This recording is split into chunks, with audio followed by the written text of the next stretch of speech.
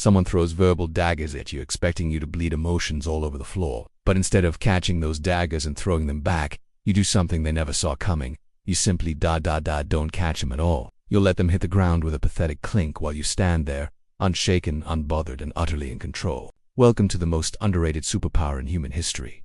Strategic silence. The ancient art of not giving your energy away. The Stoics weren't just ancient philosophers sitting around in togas discussing abstract concepts. These were practical warriors of the mind who understood something most people today have completely forgotten. Not every battle deserves your participation. Marcus Aurelius, literally the most powerful man in the known world, wrote in his personal journal, "You have power over your mind, not outside events. Realize this, and you will find strength." But here's what he didn't explicitly say. Though he lived it every day, your response is optional. Think about it. When someone tries to provoke you, what are they really doing? They're essentially saying, hey, give me your emotional energy.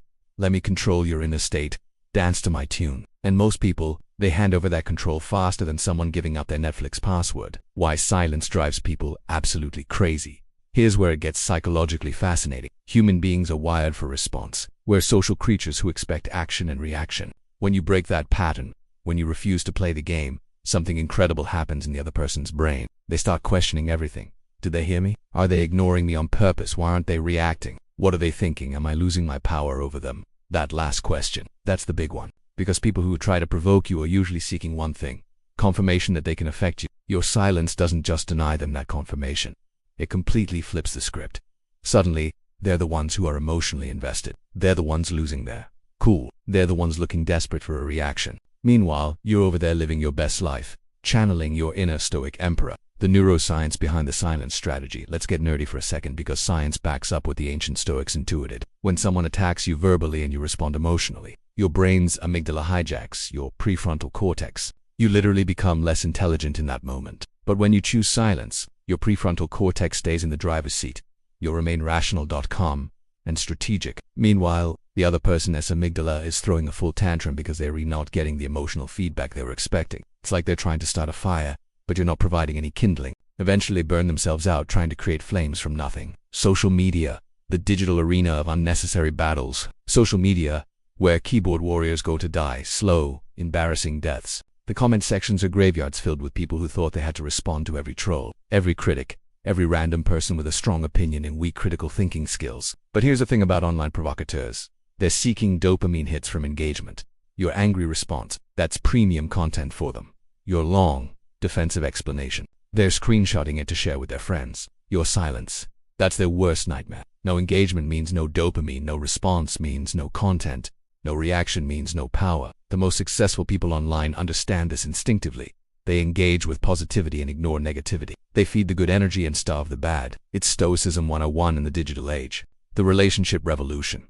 When silence speaks volumes in personal relationships, strategic silence can be relationship changing, not the passive-aggressive kind of silence, but the conscious choice to not engage with manipulation, drama, or deliberate provocation. When someone in your life consistently tries to push your buttons, and you stop letting them push those buttons, one of two things happens. They realize their behavior isn't working and they change their approach. They reveal their true nature by escalating, making it clear what kind of person they really are. Either way, you win. You either get a better relationship or clarity about who deserves your energy. The art of productive silence versus harmful silence. Let us be clear about something crucial. There is a massive difference between strategic silence and harmful avoidance. Strategic silence is conscious. You're choosing not to engage for a specific reason. Temporary, you're not shutting down forever. Just refusing this particular battle. Purposeful.